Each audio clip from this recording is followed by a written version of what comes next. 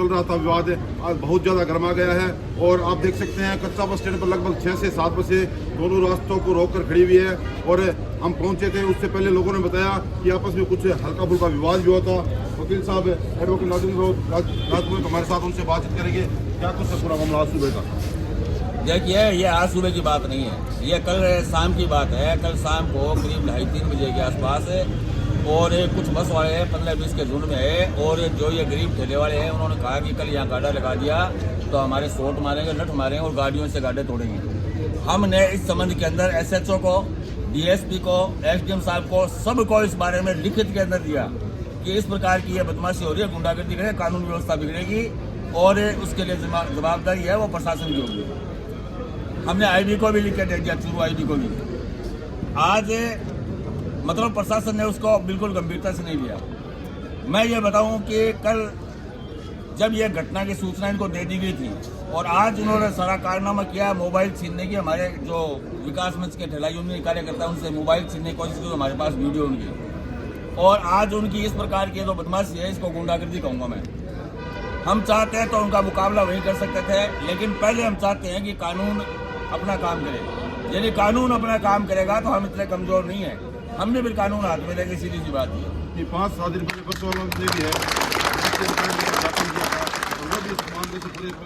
उन्होंने इतने घटिया आरोप लगाए। उन्होंने कहा कि 3 आदमी मर चुके, तीनों आदमी बस के नीचे आकर के मरे हैं। मैं आपको सबके सामने बता दूं, तीनों आदमी, जिसमें से एक तो गाड़े वाले का बाप था, बुढ़ा बुजुर्ग बाप, तीनों आदमी बस वालों के नीचे आकर के मरे हैं और एलिगेशन लगाते हैं कि ठेले वालों ने मार दिए।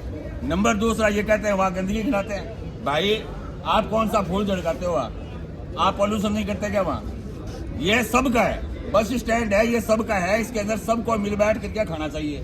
रही बात व्यवस्था की, मैं खुद जाकर के 2-3 बार जाकर के उनको कह के जब ये बाहर बस निकले तो अपनी गाड़ी अलग से हटा दें, उनको बोल के और उसका पालना करे थे, लेकिन इनका कहा कि नहीं हम तो लगने नहीं देंगे, यहाँ गाड़े लगने नहीं देंगे, तो ये तो नहीं चलेगा। एक आरोप ये भी है कि लगभग 160 से 70 लोट लगी थी, उसके बाद वहाँ पर संख्या मैं कह रहा हूँ 200-300, आज भी 300 है, आज भी 300 है, जिसमें से कई गाड़े बंद है। हमने खुद, मैं कह रहा हूँ, हमने ज्ञापन तो हमने चला के दिया था ना, हमने चला के दिया था कि वहाँ पिकअप खड़ी होती है, रात को हैवी व्हीकल वगैरह आते हैं और बसों का तो हमने बात ही नहीं की थी। वहाँ तीसरा गोदाम वगैरह लगे हुए, हमारे जो गोदाम लगे हुए थे हमने सारे गोदाम हटा दिए।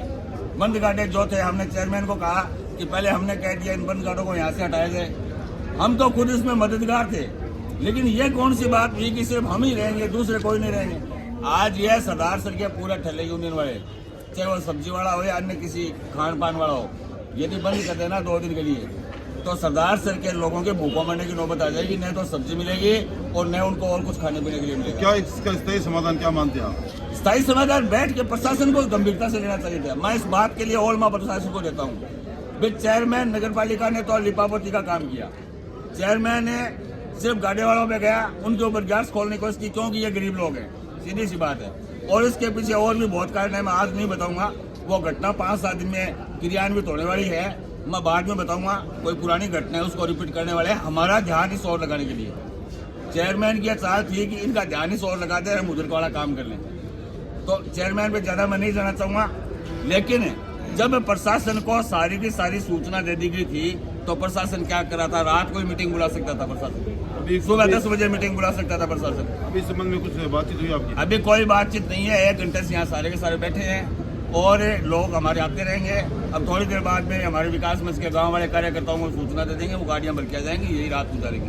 तो आप लगातार जुड़े रहें। AK24 आपका खबर बहुत